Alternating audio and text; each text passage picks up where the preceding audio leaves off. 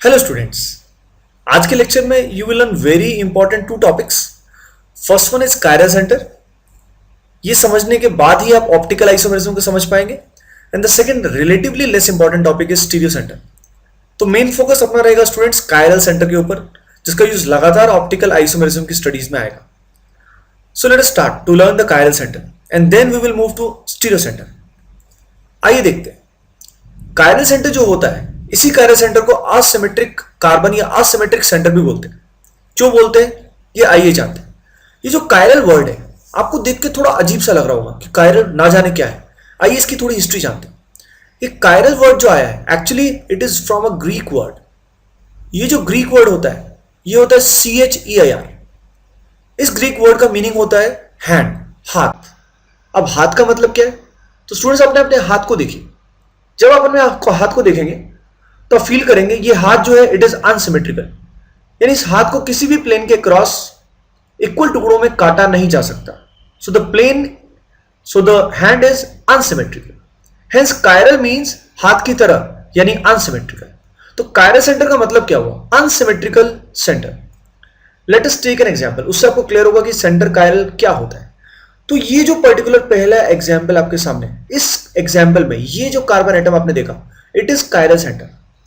अब नोटिस कीजिए इसके कंडीशन क्या क्या होंगे।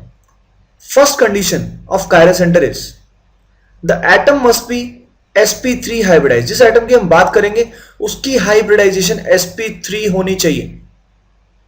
अब नोटिस करें ये जो कार्बन है इसके आसपास कितने सिग्मा बॉन्ड बने हुए? There are 4 sigma bonds. 4 sigma bond बने, मतलब 4 ऑर्बिटल आपस में मिक्स किए होंगे हाइब्रिडाइजेशन के लिए। एक S और 3 P, hence the hybridisation is sp3। And ये जो कार्बन आपको दिखाई दे रहा है इस कार्बन से चारों ग्रुप स्टूडेंट्स अलग होने चाहिए। A, B, C और D, इसमें कोई भी सेम नहीं होना चाहिए। तो सेकंड कंडीशन सबसे इंपॉर्टेंट है। A must not be equal to B, must not equal to C, must not equal to D। इन चारों में कोई भी बिल्कुल सेम नहीं होना चाहिए। अब ये सारी चीजें आपको एग्जाम्पल से ही समझ में आएंगी। तो आपको समझ में आया 2 कंडीशन होते हैं कायरल सेंटर जानने के लिए। पहला होता है sp3 हाइब्रिडाइजेशन होनी चाहिए। सेकंड कंडीशन चारों ग्रुप्स जो एटम से डायरेक्टली जुड़े they must be different. Let us take this projection और इस कार्बन के बारे में अपन बात करते हैं स्टूडेंट्स। चेक करते हैं ये सेंटर कायरल है या नहीं है। तो नोटिस कीजिए इस कार्बन एटम ने 4 सिग्मा बॉन्ड बनाए हैं यहां पे। इसका मतलब पहला कंडीशन तो अपना सेटिस्फाई हो गया। हाइब्रिडाइजेशन जो यहां पे होगी स्टूडेंट्स वो क्या होगी? sp3 होगी। अब उसको देखते हैं इससे 4 ग्रुप जो जुड़े होंगे वो कौन कौन से जुड़े।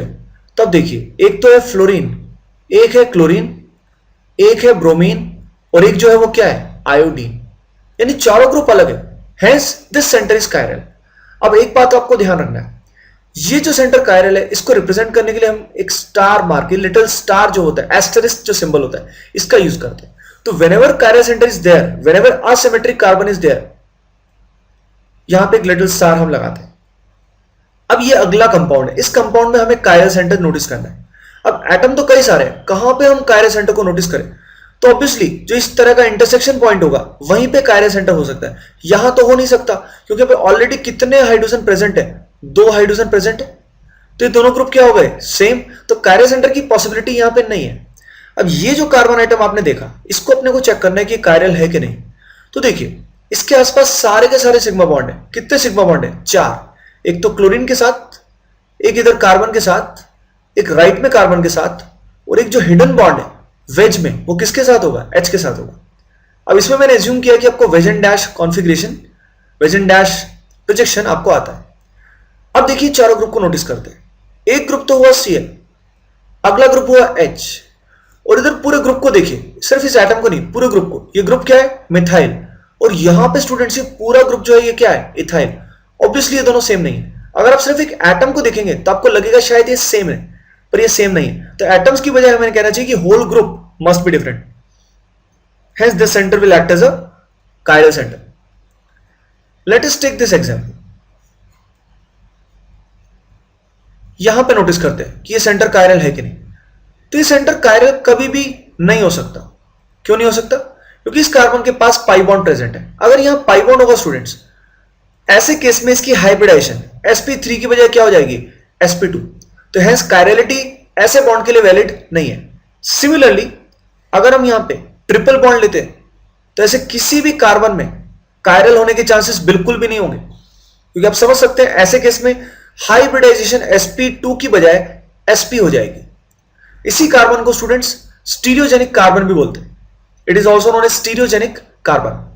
क्यों बोलते हैं तो आपको बहुत बाद में पता लगेगा, पर इसकी वजह से स्टीरियो आइसोमेरिज्म होता है, hence it is known as stereogenic carbon. अब इसके कई सारे एग्जांपल्स अपन करते हैं।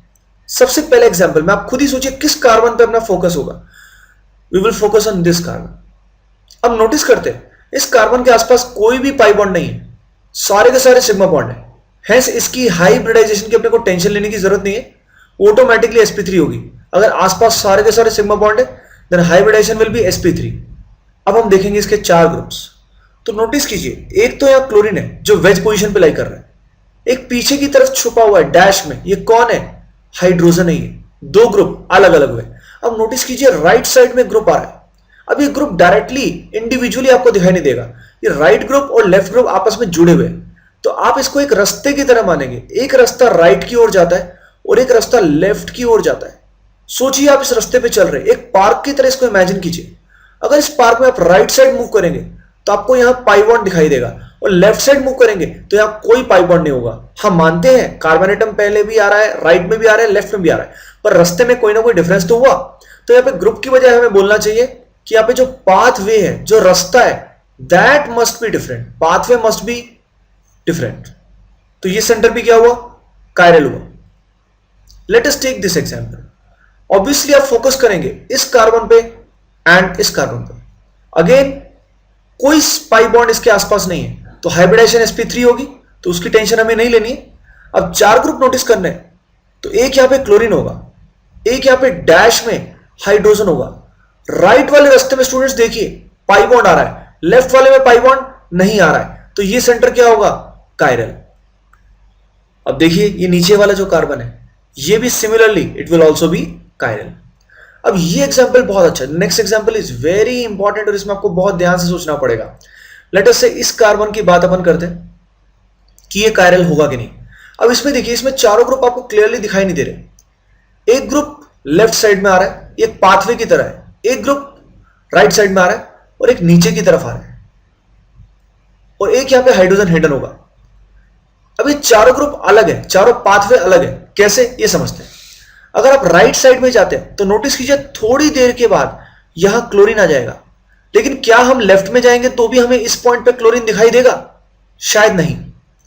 इसी कारण राइट वाला रास्ता और लेफ्ट वाला रास्ता बिल्कुल अलग है। ये नीचे वाले रास्ते के बारे में बात करते हैं, इस पाथवे के बारे में बात करते हैं। अगर यहां पे देखिए तो आप जैसे ही नीचे जाएंगे इस कार्बन पे क्या आ जाएगी? ब्रांचिंग। नोटिस कीजिए राइट में जब हम जाते हैं और लेफ्ट में हम जाते हैं तो इमीडिएट जो कार्बन आएगा उस कार्बन पे कोई ब्रांचिंग नहीं होगी, हेंस ये पाथवे भी बाकी सबसे क्या होगा? अलग। इसलिए ये सेंटर भी क्या आएगा? कायरल। अब हम देखते हैं स्टूडेंट्स इस पर्टिकुलर कार्बन को। यहां देखिए डायरेक्टली जुड़ा हुआ एक क्लोरीन है, एक छुपा हुआ कौन होगा? Hydrogen atom. अगर रास्ते में आप इधर जाते हैं और एक बार इस तरफ जाते हैं तो यहां नीचे आएगा क्लोरीन और ऊपर कोई क्लोरीन नहीं आएगा, तो ये सेंटर भी क्या होगा? कायरल। अब एक चीज आप नोटिस कीजिए, जैसा ये मॉलिक्यूल इस लाइन के ऊपर है वैसा ही इस पर्टिकुलर लाइन के नीचे ये दोनों एक दूसरे के इस मिरर के क्रॉस मिरर इमेज है।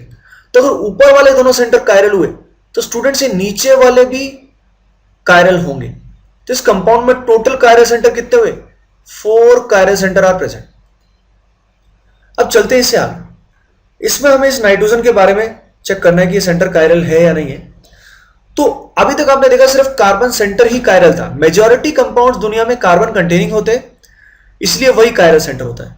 पर नाइट्रोजन के केस में भी कायरल सेंटर पॉसिबल है, जैसे इस केस में नाइट्रोजन कायरल सेंटर है।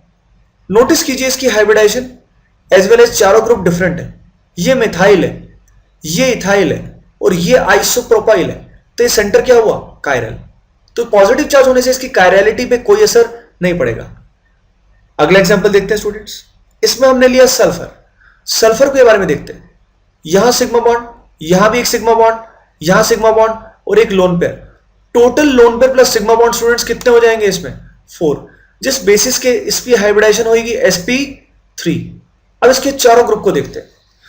अगर चार ग्रुप्स को आप स्टूडेंट्स देखेंगे तो एक इसमें आएगा मिथाइल, एक आएगा इसमें इथाइल और एक आएगा इसमें डबल बॉन्ड हो, hence and one is lone pair, hence it will also act as a chiral centre. तो आपने देखा nitrogen sulphur can also be acting as a chiral centre. आइए स्टूडेंट्स अब इस नाइट्रोजन पर फोकस करते हैं। दिखने में ये जो नाइट्रोजन है ये आपको कायरल लगेगा, पर actually this nitrogen is not a chiral centre.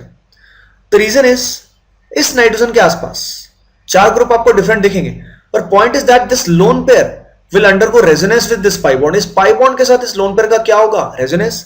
और जो लोन पेयर रेजोनेंस में इन्वॉल्व होता है स्टूडेंट्स, उस लोन पेयर को हाइब्रिडाइजेशन में कन्वर्ट हम कंसिडर नहीं करते, जिस कारण इस नाइट्रोजन की जो हाइब्रिडाइजेशन है that will not B sp3, that will be sp2। तो अगर n का लोन पेयर रेजोनेंस नहीं करता तो हो सकता था ये सेंटर कायरल होता, but now as the lone pair is involved in resonance it will not be acting as a chiral centre. आइए स्टूडेंट देखते हैं ये आखिरी एग्जांपल। इस एग्जांपल में ये कार्बन, ये वाला कार्बन और ये, इन तीनों पे हमारी नजर है। पहले वाले को नोटिस करते हैं। इसको अगर हम नोटिस करें तो यहां Cl है, एक हाइड्रोजन यहां पे हिडन है। लेफ्ट में देखिए तो इस रास्ते में मिथाइल आएगा और राइट में देखिए तो पूरा कुछ और ही ग्रुप आएगा, तो ऑटोमेटिकली ये सेंटर क्या आएगा, कायरल। सिमिलरली इस कार्बन में भी सेंटर कायरल आएगा और इस पे भी सेंटर क्या आएगा, chiral. So overall there will be 3 chiral centres. आइए स्टूडेंट्स अगला टॉपिक पढ़ते हैं। अगला जो टॉपिक हमें पढ़ना है वो टॉपिक है स्टीरियो सेंटर। इसमें और कायरल सेंटर में हल्का सा डिफरेंस आता है। लेट अस सी क्या डिफरेंस है। ये जो पर्टिकुलर एग्जाम्पल है, इस एग्जाम्पल में ये सेंटर आपने देखा, ये सेंटर कायरल है। So this centre is chiral centre as well as stereo centre. ये एक स्टीरियो सेंटर भी है। तो मतलब क्या होता है स्टीरियो सेंटर का, stereo centre is the centre, ये वो सेंटर है जिसकी वजह से स्टीरियो आइसोमेरिज्म होता है स्टूडेंट्स। इसकी वजह से कौन सा आइसोमेरिज्म होता है, स्टीरियो आइसोमेरिज्म। अब स्टीरियो आइसोमेरिज्म के दो पार्ट होते हैं, एक होता है ऑप्टिकल आइसोमेरिज्म और एक होता है geometrical isomerism. Optical isomerism show करने के लिए स्टूडेंट्स जनरली मेजॉरिटी केसेस में कायरल सेंटर की रिक्वायरमेंट होती है, और ज्योमेट्रिकल आइसोमेरिज्म शो करने के लिए स्टूडेंट्स हमको चाहिए होता है ज्योमेट्रिकल सेंटर। तो बेसिकली स्टीरियो सेंटर जो होता है वो किस कायरल सेंटर और ज्योमेट्रिकल सेंटर दोनों का एडिशन होता है, यानी it is a bigger set. ये सेट एक बिगर सेट है जिसके अंदर chiral centre as well as geometrical centre दोनों आएंगे। तो नोटिस कीजिए यहां पे एक कायरल सेंटर है, इस कायरल सेंटर की वजह से ऑप्टिकल आइसोमेरिज्म शो होता है, और ये एक स्टीरियो सेंटर भी है, यानी each chiral centre is a stereo centre. But हर एक स्टीरियो सेंटर कायरल होना जरूरी नहीं है। जैसे अगले एग्जाम्पल में देखिए, इस एग्जाम्पल में नोटिस कीजिए इन दोनों कार्बन एटम्स पे जीआई शो हो रहा है, इनकी वजह से जीआई शो हो रहा है। तो ये दोनों जो होंगे स्टूडेंट्स इनको बोलेंगे ज्योमेट्रिकल सेंटर्स, जीसी। और ये दोनों ज्योमेट्रिकल सेंटर्स ही स्टीरियो सेंटर्स भी होंगे। तो आपने देखा स्टीरियो सेंटर्स कायरल भी हो सकते हैं, दे कैन बी ज्योमेट्रिकल। जैसे अगला केस देखते हैं। अगले केस में अगर आप नोटिस कीजिए तो इन दोनों कार्बन एटम के अबाउट ज्योमेट्रिकल आइसोमेरिज्म हो रहा है। तो ये दोनों हमारे हुए ज्योमेट्रिकल सेंटर्स, और ये जो सेंटर है ये कायरल है, इसके अबाउट क्या हो रहा है, ऑप्टिकल आइसोमेरिज्म। तो हमारे पास टोटल स्टीरियो सेंटर कितने हुए स्टूडेंट्स, 3 स्टीरियो सेंटर, जिसके अंदर एक कायरल था और 2 ज्योमेट्रिकल सेंटर्स थे। टोटल मिला के कितने हुए, 3 स्टीरियो सेंटर। तो आपने देखा stereo centre can be geometrical, can be chiral as well. अगले केस में देखते हैं। इस केस में टोटल स्टीरियो सेंटर हमको बताना है। तो स्टूडेंट्स यहां पे टोटल स्टीरियो सेंटर कौन कौन से होंगे आपको बताता हूं मैं, और फिर इस बारे में देखते हैं। एक सेंटर ये आएगा, एक सेंटर ये आएगा, और 2 सेंटर्स ये आएंगे। अब ये सेंटर्स क्यों क्यों आए, आप नोटिस करेंगे ये सेंटर कायरल है, यहां Cl है, इधर कुछ और है और इधर कुछ और आ रहा है। सिमिलरली ये सेंटर भी कायरल है, और इन दोनों पॉइंट्स के अबाउट क्या शो हो रहा है स्टूडेंट्स, जीआई शो हो रहा है। तो 2 सेंटर यहां पे आए, 2 सेंटर यहां पे आए, टोटल सेंटर कितने आए, 4। Let us take this one more example. इसमें स्टीरियो सेंटर कितने आएंगे, नोटिस कीजिए एक सेंटर ये आएगा, it is a chiral centre, और हर एक कायरल सेंटर स्टीरियो सेंटर तो होता ही है। 2 सेंटर तो ये आ गए। सिमिलरली 2 यहां पे आएंगे स्टूडेंट्स, और 2 यहां पे आएंगे। टोटल कितने आएंगे, दो यहां पे 4 और 2 ये टोटल आएंगे 6। तो ये होता है स्टीरियो सेंटर। ये टॉपिक पिछले वाले के अकॉर्डिंगली उतना इंपॉर्टेंट नहीं है। अब now let us recap what we learn so far. हमने क्या क्या पढ़ा है उसको अपन रिकैप करते हैं। आज हमने जाना कायरल सेंटर के बारे में और स्टीरियो सेंटर के बारे में। कायरल सेंटर को स्टूडेंट्स असिमेट्रिक कार्बन भी बोलते हैं या असिमेट्रिक सेंटर भी बोलते हैं, यानी ऐसा सेंटर जिसमें सिमेट्री प्रेजेंट नहीं है। ये वर्ड कायरल से आपकी दोस्ती हो गई है। एक कायरल वर्ड है मतलब हाथ की तरह, मतलब अनसिमेट्रिकल। हमने जाना किसी भी एटम को कायरल होने के लिए 2 कंडीशन होने जरूरी है। एक तो हाइब्रिडेशन sp3 होनी चाहिए, सेकंड चारों ग्रुप जो उस एटम से जुड़े होंगे दे मस्ट बी डिफरेंट। आपने ये बात जानी कि इसमें एक एटम की बात नहीं होती, एक पूरे ग्रुप की बात होती है। उसके बाद हमने देखा जब पाई बॉन्ड कार्बन में प्रेजेंट होगा तो उस कार्बन की हाइब्रिडाइजेशन sp3 हो नहीं सकती, हेंस वो कभी कायरल सेंटर, असिमेट्रिक कार्बन या स्टीरियोजेनिक कार्बन पॉसिबल नहीं है। अगले हमने कई सारे केसेस लिए, उसमें आपने नोटिस कीजिए, आपने नोटिस किया कि यहां जो पाथवे होते हैं उनको हमें देखना पड़ता है, ना कि हमें इंडिविजुअल ग्रुप्स को देखना होता। तो आपको रास्ते देखने पड़ेंगे, थोड़ा इमेजिनेशन करना पड़ेगा। अगली बात आपने जानी कि एन का लोन पेयर अगर रेजोनेंस करता है तो उसकी हाइब्रिडाइजेशन चेंज हो जाती है, हेंस ये सेंटर कायरल नहीं होगा। And the last examples are of stereo centre. Stereo centre के अंदर ऑप्टिकल आइसोमेरिज्म का कायरल सेंटर और ज्योमेट्रिकल आइसोमेरिज्म का ज्योमेट्रिकल सेंटर्स दोनों के दोनों आते हैं।